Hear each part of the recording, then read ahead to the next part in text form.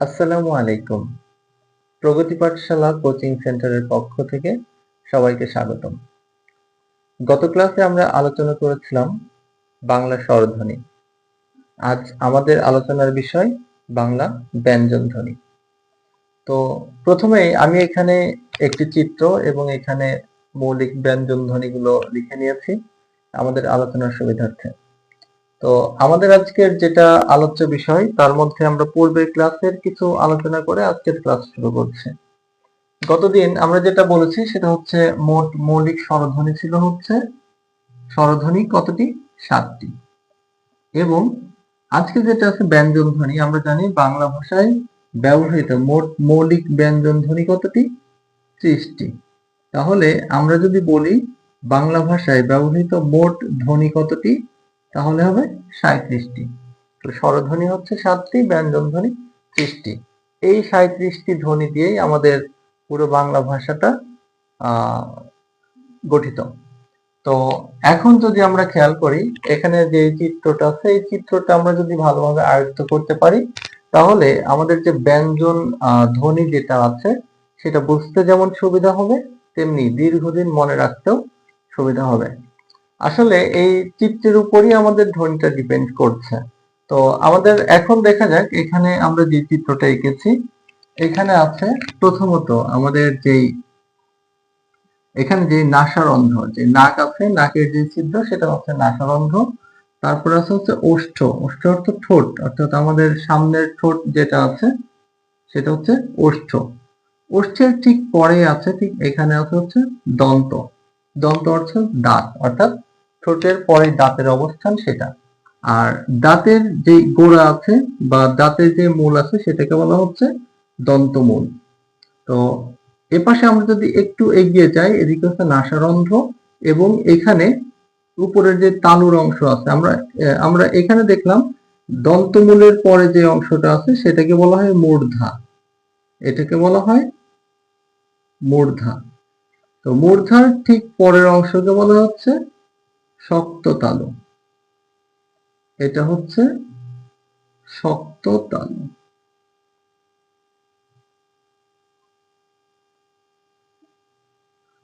শক্ত তালুর পরে আমাদের আছে হচ্ছে এটা কোমল তালু, কোমল তালু বা হচ্ছে নরম তালু, এটা হচ্ছে কোমল তালু। আচ্ছা, তো কোমল তালুর পরে ঠিক পরেই এখানে আছে হচ্ছে আলজিভ, যেটা নাসারন্ধ্রের শেষের দিকে এটা ঝুলন্ত অবস্থায় থাকে, যেটা ঝুলে থাকে আর কি, এটাকে বলা হচ্ছে আলজিভ। তারপরে আমাদের এখানে যেটা আছে জিভ, জিভের এই যে সামনের অংশ যেটা আছে সেটাকে বলা হয় ডগা, জিভের ডগা। এরপরে যে অংশটা আছে এটাকে বলা হয় জিভের পাতা, অর্থাৎ ডগার ঠিক একটু পরের অংশটা হচ্ছে জিভের পাতা। আর এই যে শেষের অংশটা আছে এটাকে বলা হয় জিহ্বামূল। আর এখানে যেটা আছে এই যে ছোট্ট একটা অংশ বের হয়ে আছে এই অংশটার নাম হচ্ছে অধিজিভ। এই অধিজীবের কাজ হচ্ছে আমাদের শ্বাসনালী এবং খাদ্যনালী যেটা আছে সেটার কাজকে সম্পন্ন করা। যখন আমরা খাবার খাই তখন এই অধিজীবটা কি হয়, শ্বাসনালীর উপরে পড়ে এবং খাবারটাকে আমাদের হচ্ছে পাকস্থলীতে যেতে সহায়তা করে। এরপরে এখানে যেটা আছে এটা হচ্ছে সাধারণত পুরুষ মানুষের ক্ষেত্রে এটা একটু বেশি উঠে থাকে, আর নারীদের ক্ষেত্রে সচরাচর রোগা বা চিকন পাতলা না হলে এটা, মানে রোগা বা একেবারে চিকন না হলে এটা কখনো দেখা যায় না। আর এখানে যে অংশটা আছে সেটাকে বলা হচ্ছে ষড়যন্ত্র। হ্যাঁ, তো তারপরে যেটা আছে এটা হচ্ছে শ্বাসনালী। তো এখন আমরা দেখব যে বিভিন্ন মাপকাঠির উপর ভিত্তি করে ব্যঞ্জন ধ্বনিকেও ভাগ করা যায়। তো এখন আমরা আলোচনা করব হচ্ছে উচ্চারণের স্থান অনুযায়ী ব্যঞ্জন বর্ণের শ্রেণীকরণ। তো আমরা জানি যে ব্যঞ্জন বর্ণটা হচ্ছে ফুসফুস তাড়িত বাতাস, যেটা বাক প্রত্যঙ্গ এবং মুখগহ্বর যেটা আছে সেখানে কি বিভিন্ন জায়গায় স্পর্শ হয়ে বা আঘাত পেয়ে এটা উচ্চারিত হয়। তো এখন যেটা দেখব সেটা হচ্ছে কি উচ্চারণের স্থান অনুযায়ী। তো উচ্চারণের স্থান অনুযায়ী যেটা হবে সেটা হচ্ছে যে ধ্বনি যখন উচ্চারিত হবে যেখানে বাধাপ্রাপ্ত হবে সে ঠিক কোন জায়গা বাধাপ্রাপ্ত হচ্ছে সেই বাধাপ্রাপ্ত জায়গার উপর ভিত্তি করে এই ধ্বনিটাকে ভাগ করা হয়। যেমন এখানে আমরা দেখতে পাই প্রথমত যেটা আছে সেটা হচ্ছে ওষ্ঠ। ওষ্ঠ অর্থাৎ ঠোঁট, তারপরে হচ্ছে দন্ত, দন্তমূলীয়, মূর্ধন্য, তালব্য, কণ্ঠ, কণ্ঠনালীয়। তো আমরা যদি দেখি ওষ্ঠ অর্থাৎ যে ধ্বনি উচ্চারণের সময় উচ্চারিত ধ্বনি দুই ঠোঁটের উচ্চারিত ধ্বনি যখন হচ্ছে ঠোঁটের কাছে এসে দুই ঠোঁট এটা বাধাপ্রাপ্ত হবে, মানে দুই ঠোঁট দিয়ে উচ্চারিত ধ্বনিটা কি হবে, বাধাপ্রাপ্ত হবে, তখন ওই যে ঠোঁট বাধাপ্রাপ্ত হয়েছে ওখান থেকে যে ধ্বনিগুলো উৎপন্ন হয় সেটা হচ্ছে ওষ্ঠ ধ্বনি। যেমন আমরা যদি এখানে খেয়াল করি, এখানে আছে হচ্ছে প, ফ, ব, ভ, ম।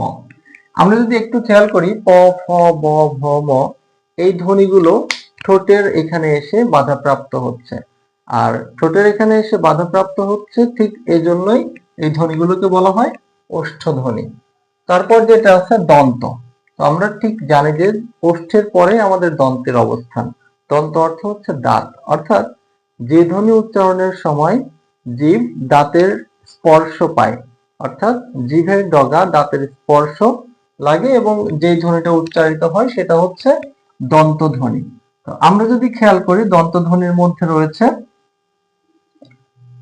ত, থ, দ এবং ধ। এরপরে আছে হচ্ছে দন্তমূলীয়। দন্তমূলীয় এর অবস্থানটা যদি আমরা খেয়াল করি তাহলে খুব সহজেই এটার আমরা ধ্বনিটা চিহ্নিত করতে পারবো।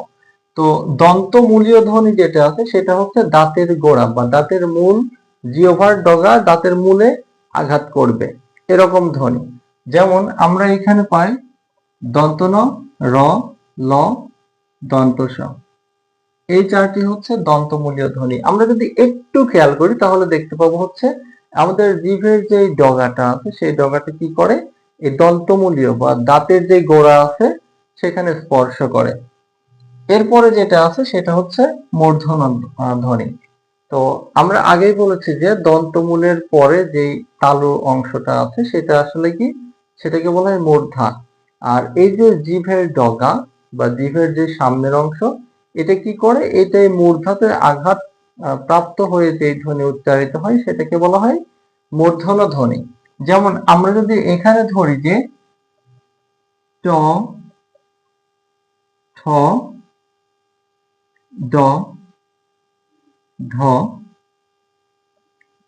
ডয় বিন্দু র, ঢয় বিন্দু হ, তো এই ধ্বনিগুলো আসলে মূর্ধন্য ধ্বনি। এটা যখন আমরা উচ্চারণ করব একটু আমরা সতর্কভাবে যদি উচ্চারণ করি তাহলে আমরা বুঝতে পারবো যে এগুলো উচ্চারণ করার সময় যে আমাদের জিভের ডগা যেটা আছে সেটা মূর্ধাতে স্পর্শ করবে। তারপর যেটা আছে তালব্য ধ্বনি। তালব্য আমাদের হচ্ছে জিহ্বার যে পাতা অর্থাৎ ডগার ঠিক একটু পিছনের অংশ যেটা আছে, এই জিহ্বার পাতা তালুকে চ্যাপ্টা ভাবে স্পর্শ করে, চ্যাপ্টা ভাবে স্পর্শ করে এবং যেই ধ্বনি উৎপন্ন করে সেটা হচ্ছে তালব্য ধ্বনি। যেমন আমরা যদি এখানে দেখি চ, ছ, বর্গীয় জ এবং ঝ, এই চারটি হচ্ছে, সরি চারটি না পাঁচটি হবে, এবং এর সাথে হচ্ছে তালব্য স, এগুলো হচ্ছে তালব্য ধ্বনি। এরপরে যেটা আছে কণ্ঠধ্বনি। কণ্ঠধ্বনি জিহ্বামূল এবং কোমল তালু এই দুইটার সংস্পর্শে হয়, অর্থাৎ জিহ্বামূল যখন কোমল তালুকে স্পর্শ করে এবং ধ্বনি উৎপাদন করে তখন সেটা হবে কণ্ঠধ্বনি। যেমন আমরা এখানে বলতে পারি ক, খ, গ, ঘ, ঙ। আমরা যদি এখানে উচ্চারণ করি তাহলে দেখতে পাবো যে আমরা ক, খ, গ, ঘ, ঙ এই পাঁচটি ধ্বনি যখন উচ্চারণ করব, উচ্চারণ করতে গেলে আমাদের যে জিহ্বা মূল আছে সেটা আমাদের কোমল তালুকে স্পর্শ করবে। এরপরে যেটা আছে কণ্ঠনালীয়। আসলে কণ্ঠনালীয় ধ্বনি হচ্ছে ফুসফুস তাড়িত বাতাস যখন শ্বাসনালীর মধ্য দিয়ে সরাসরি উচ্চারিত হবে সেই ধ্বনিটাকে বলা হয় কণ্ঠনালীয় ধ্বনি। বাংলা ভাষায় বা বাংলা ধ্বনিতত্ত্বে যে ব্যঞ্জন ধ্বনি আছে তার মধ্যে মাত্র একটি ধ্বনি আছে হচ্ছে কণ্ঠনালীয়, সেটা হবে হ। তো আমাদের আজকের যে বিষয় ছিল যে উচ্চারণের স্থান অনুসারে বাংলা ব্যঞ্জন ধ্বনি। তো এই এতটুকু সময়ের মধ্যে আমরা যতটুকু আলোচনা করেছি, এটা যদি আমরা এই উচ্চারণের স্থানগুলো মনে রাখতে পারি তাহলে ইনশাল্লাহ কোনো সমস্যা হবে না। আগামী ক্লাসে আমাদের যে বিষয় থাকবে সেটা হচ্ছে উচ্চারণের রীতি বা প্রকৃতি অনুসারে ব্যঞ্জন ধ্বনিকে আমরা কি কি শ্রেণীতে ভাগ করতে পারি বা কোন কোন উপায়ে ভাগ করতে পারি। আর আমাদের আজকের ক্লাসটি কেমন লাগলো সেটা অবশ্যই জানাবেন। আর প্রগতি পাঠশালা এর সাথে থাকার জন্য আপনাদের অসংখ্য ধন্যবাদ।